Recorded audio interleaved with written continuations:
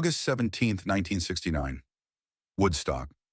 Behind the main stage in a cramped trailer that served as the artist area, the most important musicians of a generation waited their turns to change the world. The air was thick with cigarette smoke and nervous energy.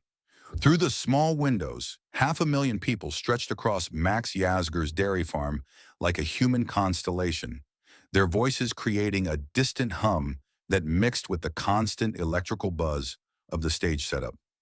The stage lights created an otherworldly glow against the approaching evening, casting long shadows that made the whole scene feel like a movie being filmed in real time. Inside the trailer, amplifiers hummed with the sound of civilization being rewired.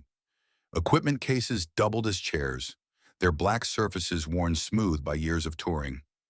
Power cables snaked across the floor like technological vines, connecting instruments to the wall of sound that would soon wash over the crowd outside.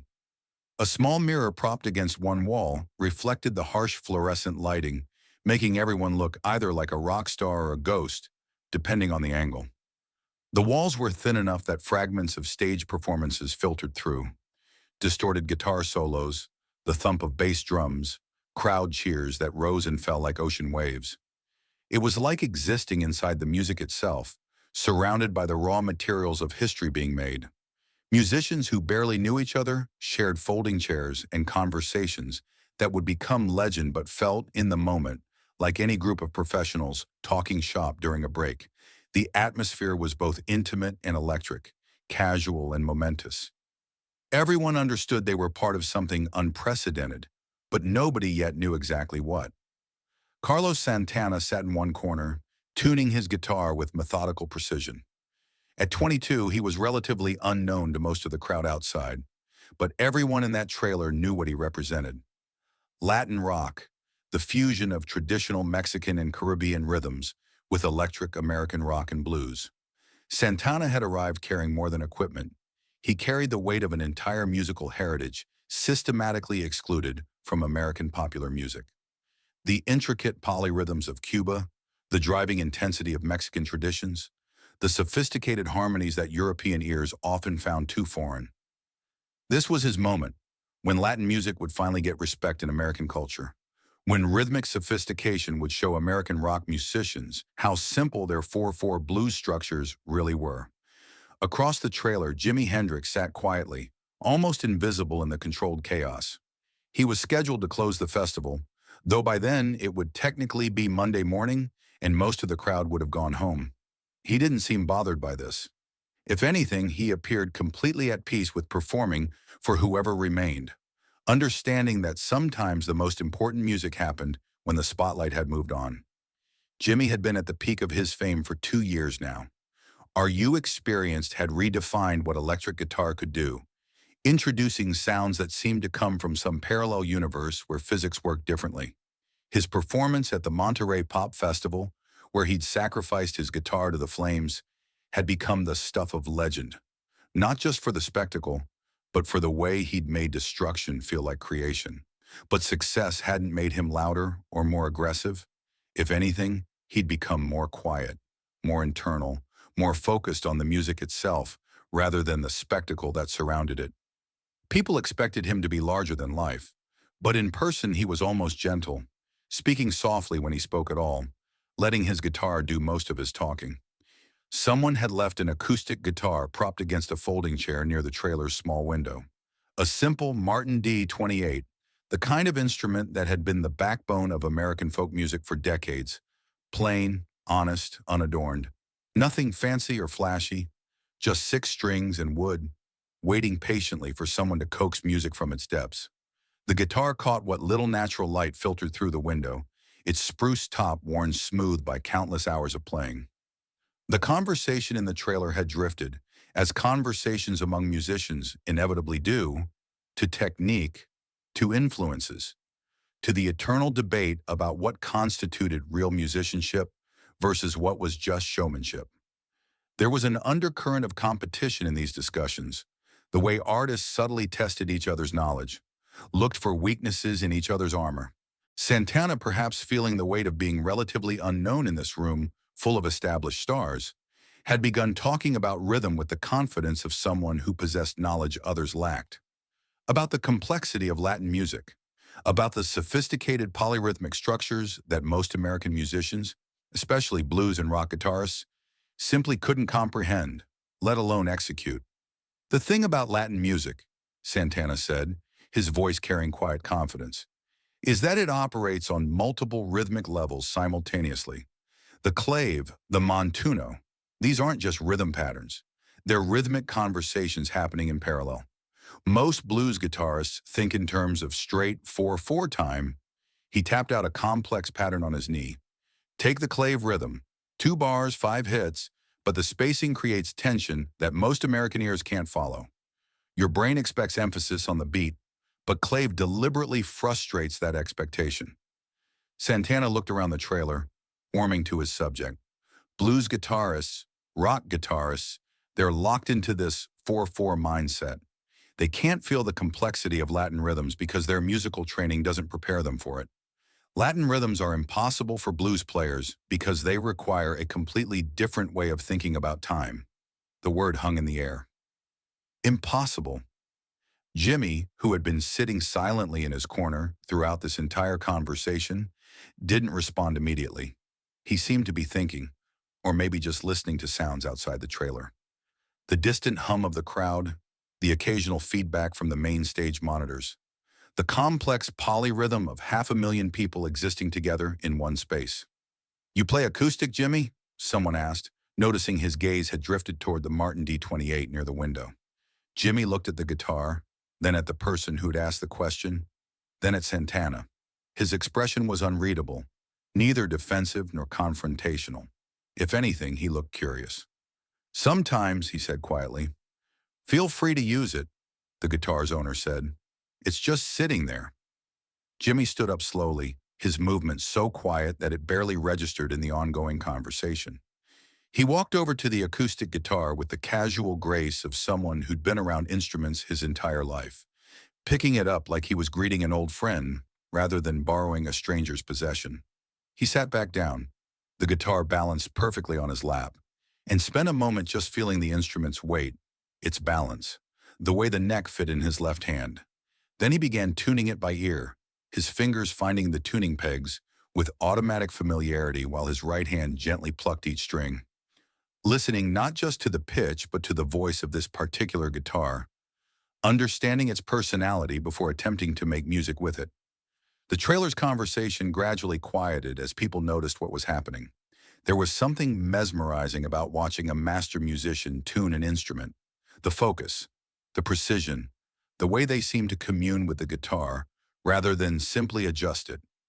Jimmy's face was completely relaxed, almost meditative, as if the simple act of bringing the guitar into tune was already a form of music making.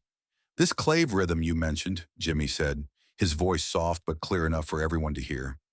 "Could you show me what that sounds like?" Santana felt a small surge of satisfaction. Here was Jimi Hendrix, arguably the most famous guitarist in the world, asking him to demonstrate something. This was exactly the kind of cultural exchange he'd hoped for. The opportunity to educate, to share the rhythmic sophistication of his heritage with someone who might actually understand and appreciate it.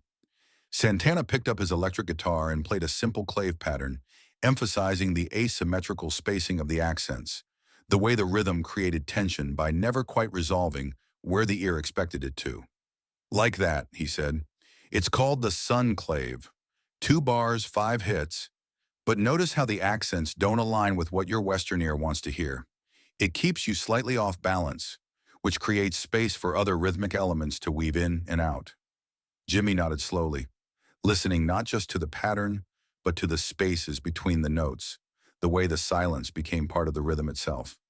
"And you're saying blues guitarists can't feel this?" Jimmy asked.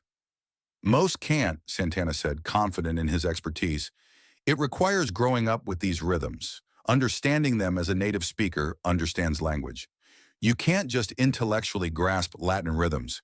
You have to feel them in your body, and that comes from cultural immersion, not from study." Jimmy didn't respond immediately.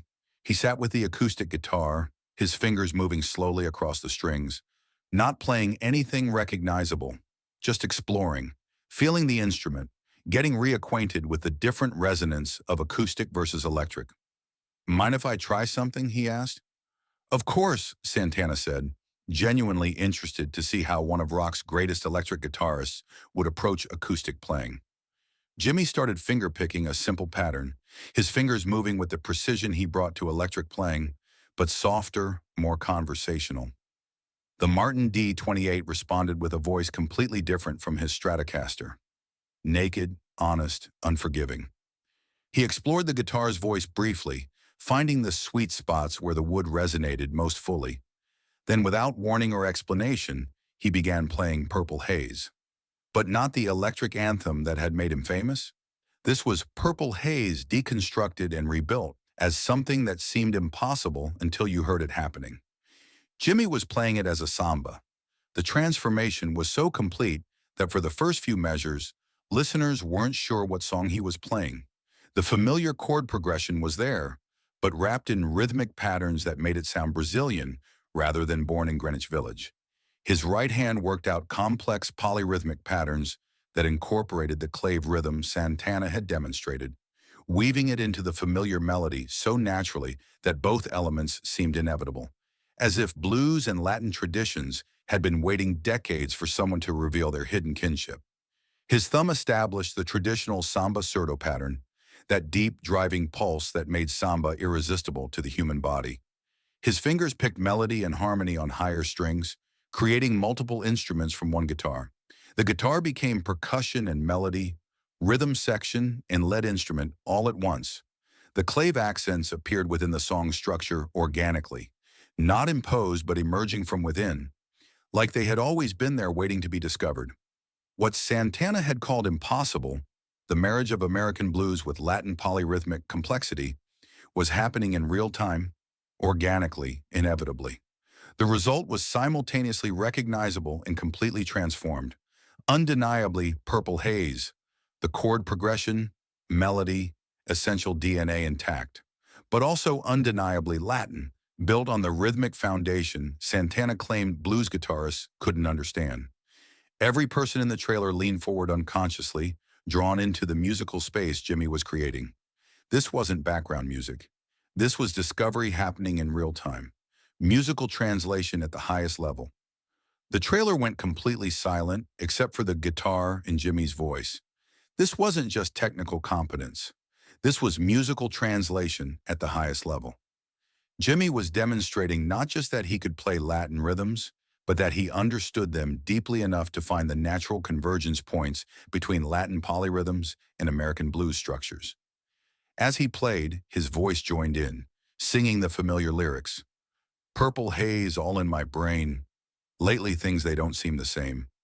But with a different rhythmic emphasis, a different melodic inflection that made the words sound like they'd been written for this arrangement. Santana watched in growing amazement and something approaching vertigo. This wasn't awkward copying of a foreign style. Jimmy intuitively understood rhythm as universal language, revealing connections Santana himself hadn't seen. The way blues bending techniques mirrored traditional Mexican microtonal inflections. The way call and response structures in American blues were essentially the same conversational principles that drove Latin montuno patterns. The way both traditions used repetition, not as limitation, but as foundation for infinite variation. Santana felt his carefully constructed understanding of musical authenticity shifting. He'd spent years thinking Latin music needed protection from American contamination, something pure that could be corrupted by contact with simpler forms. But Jimmy wasn't contaminating anything. He was revealing that the sophistication Santana prized in Latin music was already present in American blues, just organized differently, expressed through different cultural filters. The implications were staggering. If American blues and Latin rhythms were this compatible, this naturally conversational, what did this mean about cultural ownership, musical authenticity, the boundaries Santana had spent his career defending? More personally, what did it mean about his own identity as a musician? His sense of specialness, his role as cultural ambassador? All of it was being quietly, gently dismantled by 3 minutes of finger-picked guitar playing. It should have felt like defeat, should have triggered defensiveness, anger, the need to assert his credentials. Instead, Santana found unexpected relief. Maybe the bridges between traditions didn't need building. Maybe they already existed. Maybe his role wasn't to introduce Latin complexity to American musicians, but to help them recognize complexity already present in their own traditions. When he finished, he gently placed the guitar back down against his lap, his hands still resting on the strings as if reluctant to break the connection entirely. The final notes seemed to hang in the air longer than physics should have allowed, resonating not just in the trailer, but in the space between what everyone had thought they understood about music and what they just witnessed. He looked at Santana with the same quiet curiosity he'd shown before picking up the guitar, as if the 3 minutes of musical revolution that had just occurred were simply a natural response to a question that had been asked. "Like that?" he asked, his voice soft, almost apologetic, as if he wasn't sure he'd understood the assignment correctly. The trailer remained silent for a long moment. Everyone present understood they'd just witnessed something remarkable, but the full implications were still sinking in. The silence wasn't awkward. It was the kind of profound quiet that follows revelation, when minds are still processing something too large to immediately comprehend. You could hear the distant crowd outside, the hum of amplifiers, the normal sounds of life continuing, but inside the trailer, time seemed suspended in amber. Santana felt something shift inside him, not jealousy, exactly, and not defeat. Something more complex, a recognition that his assumptions about musical boundaries, about cultural ownership of rhythmic traditions, about the limitations of American musicians, had just been challenged in a way he hadn't anticipated. "How did you—" Santana started to ask, then stopped himself. The question felt inadequate, too small for what had just happened. "I listen to a lot of different music," Jimi said simply, his voice carrying no trace of smugness. "Rhythm is rhythm. The patterns might be different, but the feeling is the same. Music trying to make people move, trying to make people feel something. The geography changes, but the purpose doesn't." This answer should have satisfied Santana, but it actually made him feel more unsettled. It suggested Jimi's approach to music was fundamentally different. Not better or worse, but operating from completely different premises. Where Santana saw technical complexity and cultural specificity that required years of study, Jimi saw something more elemental that transcended boundaries. "You've played Latin music before?" Santana asked, still trying to find some conventional explanation. "Not really," Jimi said, genuinely surprised that this would matter. "I mean, I've heard it. On records, in clubs. I listen to everything. Brazilian stuff, Cuban records, Mexican folk songs, whatever crosses my path. But I don't study it like you do. When I hear something interesting, something that makes me feel something, I try to understand what makes it work." The conversation in the trailer gradually resumed, but the dynamic had changed. Santana found himself processing what he'd just witnessed, trying to understand what it meant for his own artistic identity, his own assumptions about musical knowledge and cultural authenticity. Later that day, Santana took the stage at Woodstock and delivered what would become one of the most legendary performances in rock history. Soul Sacrifice and Evil Ways introduced hundreds of thousands of young Americans to Latin rock, exactly as he'd hoped. His technical mastery came through with stunning clarity. The crowd responded with an intensity that surprised even Santana. They didn't just hear the Latin rhythms. They felt them, moved to them, understood them on a level that transcended cultural barriers. But throughout his performance, part of his mind kept returning to those 3 minutes in the trailer when Jimi had demonstrated that musical boundaries were more porous than Santana had believed. Every complex rhythm he played made him think about Jimi's casual observation. Rhythm is rhythm.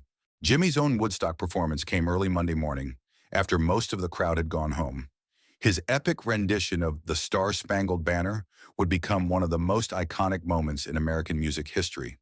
But for Santana, the more significant moment had already happened privately in a trailer with an acoustic guitar and a 3-minute exploration of what music could become when assumptions about impossibility were set aside. In interviews over the following years, Santana would often talk about that encounter, each telling, revealing new layers of understanding that had taken years to fully process. "I learned something important about music that day," he said in a 1975 Rolling Stone interview. "I thought I understood rhythm because I understood Latin rhythms. I thought I had something other musicians couldn't access because of my cultural background. But Jimmy showed me that music doesn't respect the boundaries we try to put around it. He showed me that a great musician can find the universal elements in any musical tradition.